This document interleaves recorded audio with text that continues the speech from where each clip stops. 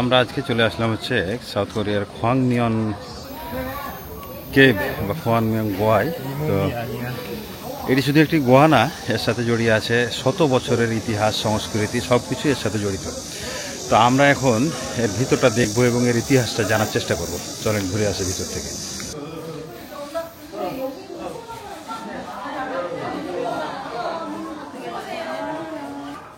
ভেতরে অনেক ঠান্ডা। আমরা ঢোকার পরেই এখানে হচ্ছে যে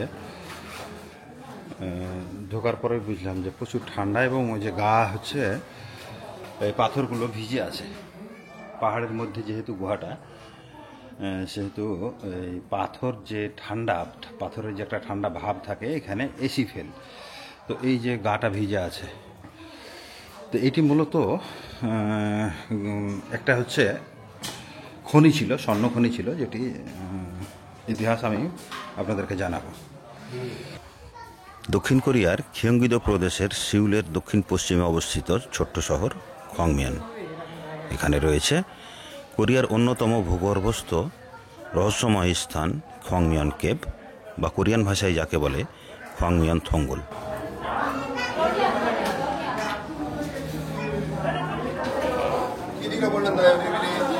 এই গুহা শুধু একটি ভ্রমণ স্থান নয়, বরং এক টুকরো জীবন্ত ইতিহাস, যেখানে আপনি দেখতে পাবেন প্রকৃতির সৃষ্টি, মানুষের কষ্ট এবং নতুন করে জন্ম নেওয়া এক অলৌকিক যাত্রা।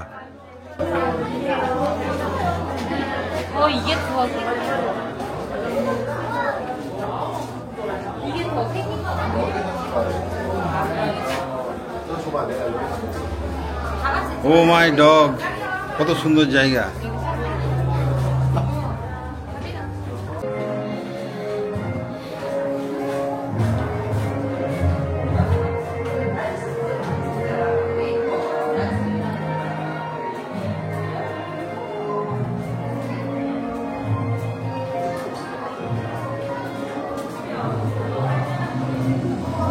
খোয়াংমিয়ন কেভের জন্ম কোটি কোটি বছর আগে।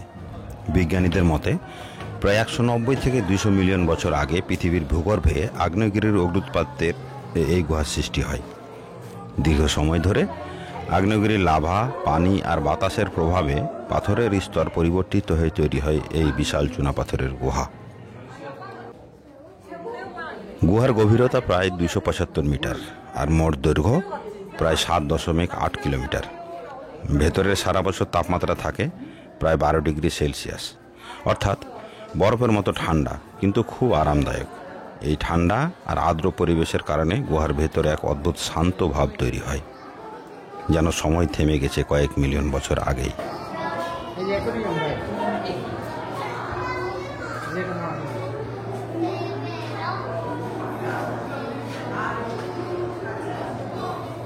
ভেতরের দিকে যেসব গুহার যেসব রাস্তা ছিল, কিছু কিছু রাস্তার প্রবেশ মুখে বসানো হয়েছে এই ধরনের অ্যাকোরিয়াম, এবং তাতে ছাড়া হয়েছে রং বেরঙের মাছ, যাতে দর্শকরা এগুলো উপভোগ করতে পারে। একটি গুহার, যেহেতু এটি একটি স্বর্ণ খনি ছিল, সেহেতু এর রাস্তা অনেকগুলো, কিন্তু সব দিকে যাওয়ার অনুমতি সাধারণ টুরিস্টদের নেই। তো এই জন্যই আপনি জায়গায় জায়গায় এরকম পাহারা দেখতে পাবেন, যেখানে লোক দাঁড়িয়ে আছে, নির্দেশনা দিচ্ছে এদিকে না ওই দিকে যান।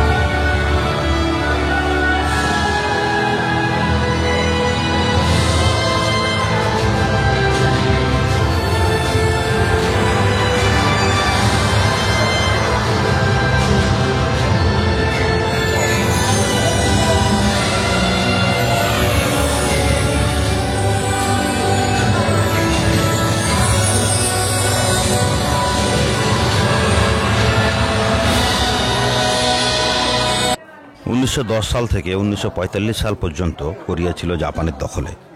এই সময় জাপানি শাসকরা কোরিয়ার প্রাকৃতিক সম্পদ দখল করে নেয়। খংমিয়ং কেভ তখন হয়ে ওঠে সোনার খনি। কিন্তু সেই সোনার আলোয় আলোকিত ছিল না কোরিয়ান জনগণের জীবন।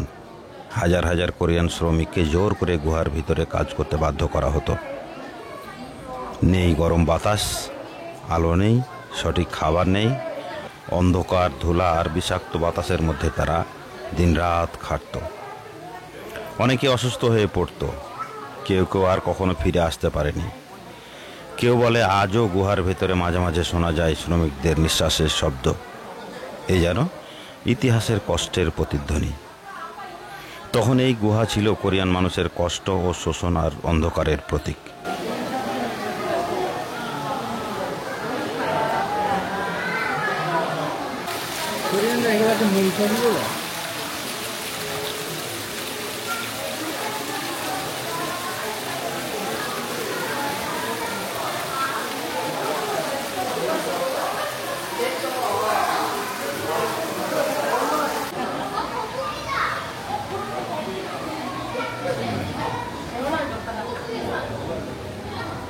아니 그때 나 앞에 갔을 때 너무 추운 거야. 벌들 떨었거든. 그랬구나. 그래서 웃긴 할까? 그래서 혹시나 추우냐고. আমরা পাহাড়ের যে খনি, যে পরিত্যক্ত খনি যে কাজ করা হয়েছিল, যে রাস্তাগুলো করা হয়েছিল, আমরা সেই পথ ধরে হাঁটছি। কোথায় যাচ্ছি, কোন দিকে যাচ্ছি আমরা নিজেও জানি না। দ্রুত বের হতে হলে কোন দিক দিয়ে বের হতে হবে আমরা সেটাও জানি না। কিন্তু সবাই দেখছে, তাই আমরাও দেখছি। ভালো লাগছে, অনেক সুন্দর লাগছে আর কি, অসাধারণ। 동굴 같은 게 있어. আর যেহেতু পুরো পাথরের গুহাটা, এই কারণেই এসির প্রয়োজন নাই, অনেক ঠান্ডা।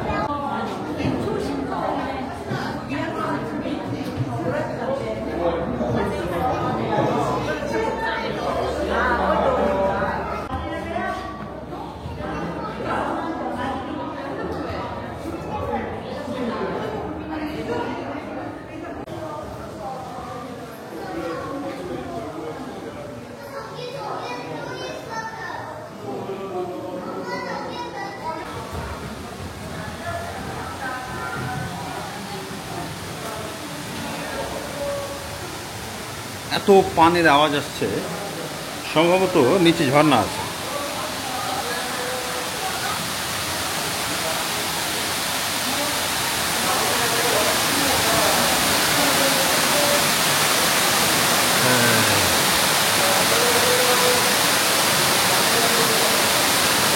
এই ঝর্ণাটি কৃত্রিমভাবে তৈরি করা হয়েছে শুধুমাত্র দর্শকদের আনন্দ দেওয়ার উদ্দেশ্যে। যেহেতু একটি পর্যটন স্পট, তাই এটিকে কৃত্রিমভাবে সাজানো হয়েছে। সেই নিচে নামতে হবে এখন আমাদেরকে। একেবারে খাড়া রাস্তা, অনেকটা নিচে নেমে গেছে। এখন ওই যে দেখছেন ওইখানে অনেক দূরে লোক দেখা যাচ্ছে না। এখন এই পাশ দিয়ে নেমে আমাদেরকে আবার হয়তো কোন পাক দিয়ে উপরে ফুটাতে বের হয়ে আসতে হবে। তো তারা যখন জাপানিরা শাসন করতো কোরিয়াকে, সেই সময়তে এই হচ্ছে এই খনির কাজটা শুরু করেছিল এবং কোরিয়ানদেরকে বাধ্যতামূলকভাবে এই খনিতে কাজ করাতো।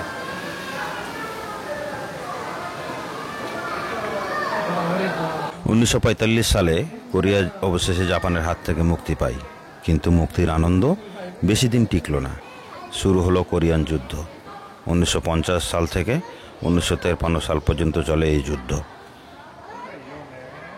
এই যুদ্ধের সময় অনেক মানুষ গুহার ভেতরে আশ্রয় নিয়েছিল, কেউ বাঁচতে, কেউ লুকাতে, কেউ বা শুধু বেঁচে থাকার আশায়। গুহার ভেতর হয়ে উঠেছিল এক গোপন আশ্রয়স্থল। যুদ্ধ শেষে খনিটি বন্ধ হয়ে যায়। 1972 সালে সরকারিভাবে খংমিয়ং কেভ পরিত্যক্ত ঘোষণা করা হয়। এরপর প্রায় দীর্ঘ 30 বছর ধরে গুহাটি অন্ধকারে ঢাকা পড়ে থাকে।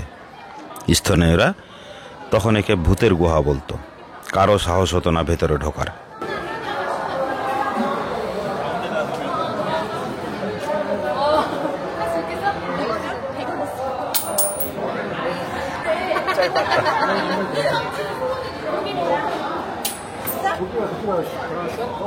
돌아가지 않았어요.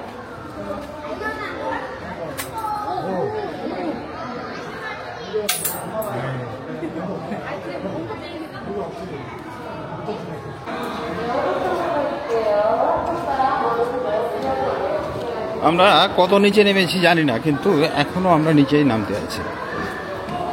এইখানে জাপানি শোষণের কিছু চিত্র দেয়া রয়েছে আশপাশে, যেগুলো আমরা আস্তে আস্তে এক্সপ্লোর করব।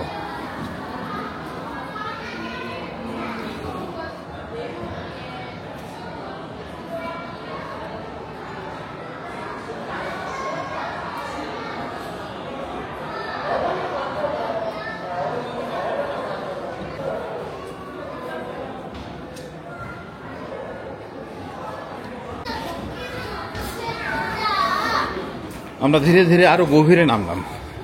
আরো কত গভীরে যেতে হবে জানি না, তবে মনে হয় আর গভীরে যেতে হবে না, এখন আমাদের সম্ভবত ওঠার পালা। তবে আল্লাহু আকবার, এই যে দেখেন এইদিকে হচ্ছে আরো গভীর, মাটির নিচে আরো অনেকটা চলে গেছে, কিন্তু ওইদিকে হয়তো নামার রাস্তা নেই বা ওইদিকে যাওয়ার কোনো ব্যবস্থা করে নেই, শুধু দেখার ব্যবস্থা করেছে।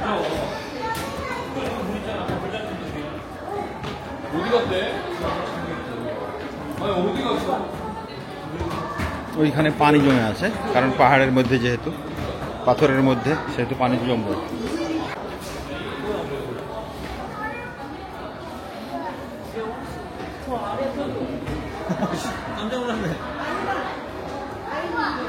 আমরা এখন মাটির কত মিটার গভীরে থাকতে পারি আপনাদের ধারণা? আমরা আসলে নিজেই সঠিক জানি না যে আমরা কত মিটার গভীরে আছি। এটি একটি হচ্ছে স্বর্ণখনি, যেটির ইতিহাস প্রায় 100 বছরের। জাপানি শোষণ থেকে শুরু করে কোরিয়ানদের স্বাধীনতা এবং তার পরবর্তী সময়ে সমস্ত কিছু এর সাথে জড়িত। অতএব এই খনিটি এদিক থেকে, ইতিহাসের দিক থেকে গুরুত্ব বহন করে। 2011 সালে হোয়াংমিয়াং শহর প্রশাসন এক দারুণ উদ্যোগ নেয়। তারা চায় এই অন্ধকারের ইতিহাসকে মুছে না ফেলে, বরং সেটাকে আলো দিয়ে, শিল্প দিয়ে, সংস্কৃতি দিয়ে নতুনভাবে সাজাতে। শুরু হয় পুনর্গঠনের কাজ। ইঞ্জিনিয়ার, ইতিহাসবিদ, শিল্পী সবাই মিলে গুহাটিকে সাজাতে থাকে। অন্ধকার দেয়ালে যুক্ত হয় রঙিন আলো, শিল্পকর্ম, প্রজেকশন ম্যাপিং। অতীতের কষ্টকে স্মৃতিতে রেখে গুহাটি বদলে যায় এক সাংস্কৃতিক থিম পার্কে। এখন এখানে আছে অনেক দর্শনীয় জায়গা, যেমন light show zone, underground lake, wine cave, golden road, history gallery ইত্যাদি ইত্যাদি।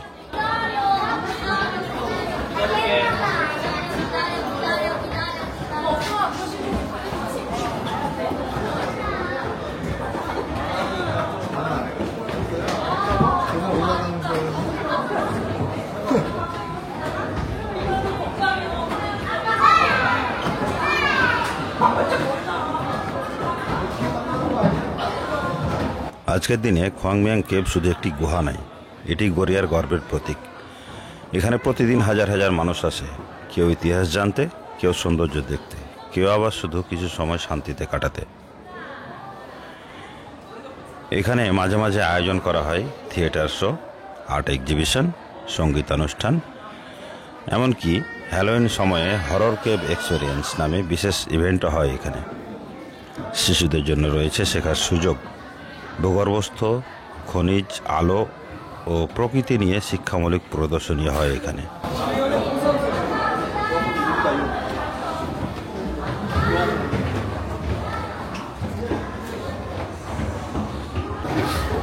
নিরাপত্তার জন্য ওই তারের জালি দেওয়া আছে, আর পুরো পাথর, এগুলো সব পাথর, এখানে পাথর ছাড়া অন্য কিছু নেই। আমরা পাথরের গোলকের মধ্যে ঘোরাঘুরি করছি।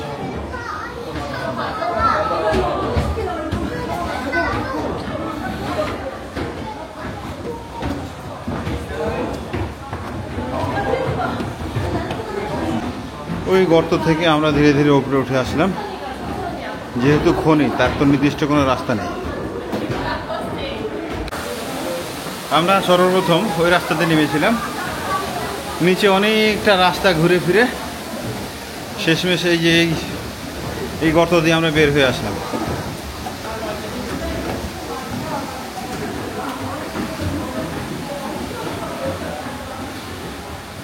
এক সময় এই গুহা ছিল শোষণ ও কষ্টের স্থান, আর আজ সেটি আনন্দ, শিক্ষা ও আলোয় ভরা। এই গুহা যেন আমাদের শেখায়, অন্ধকার যতই গভীর হোক, আলো একদিন আসবেই। যে দেয়ালগুলো একসময় শ্রমিকদের ঘামের ছাপ বহন করত, আজ সেগুলো ঝলমল করছে রঙিন আলোয়। ইতিহাস মুছে যায়নি, বরং বদলে গেছে এক সুন্দর স্মৃতিতে। মাইনিং করতে করতে তারা বিভিন্ন রাস্তা তৈরি করেছিল, যেগুলোর ভিতরে এটি একটি। এত শক্ত পাথর কেটে একটা পাহাড়, পুরো পাথর, এগুলো কেটে কিভাবে যে তারা রাস্তা তৈরি করেছিল সেই আমলে আমার বোধগম্য হচ্ছে না।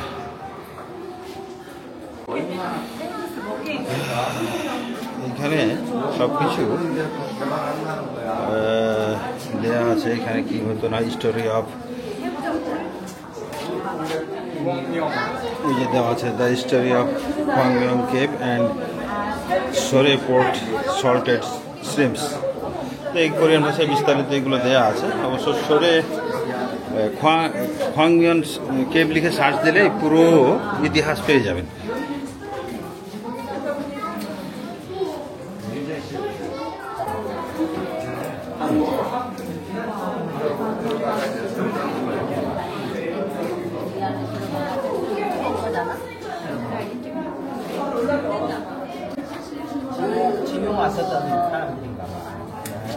এইখানে ছোট ছোট এর মাধ্যমে ফুটিয়ে তুলেছে কিভাবে জোর করে শ্রমিকদের দিয়ে কাজ করানো হতো এবং এই খনিটা চালানো হতো। 아까 지하로 수거하셨던 데가 여기고, 그래서 여기서 우리가 30m 콘에서 지금 이게 위에 떠 있는 거지, 아니면 여기 이렇게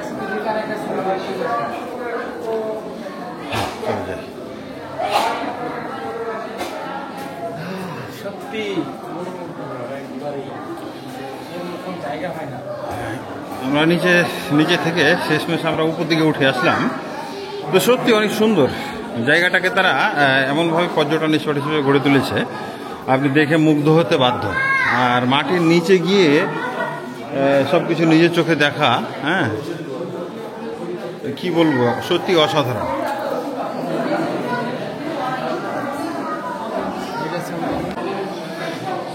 এটি হচ্ছে ওই জাপানিজদের শোষণের মেশিন।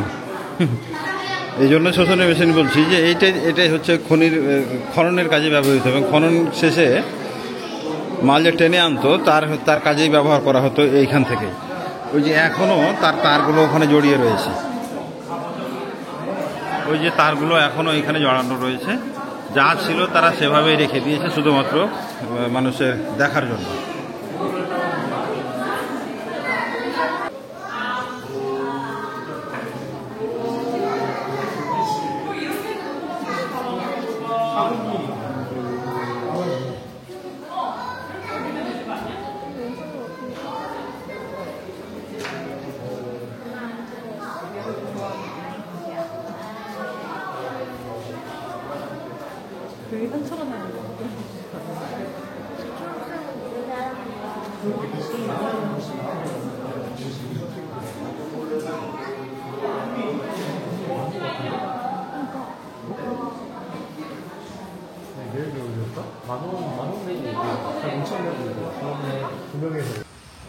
শেষমেশ আমরা ওই কি বলে গুহা থেকে বের হয়ে আসলাম।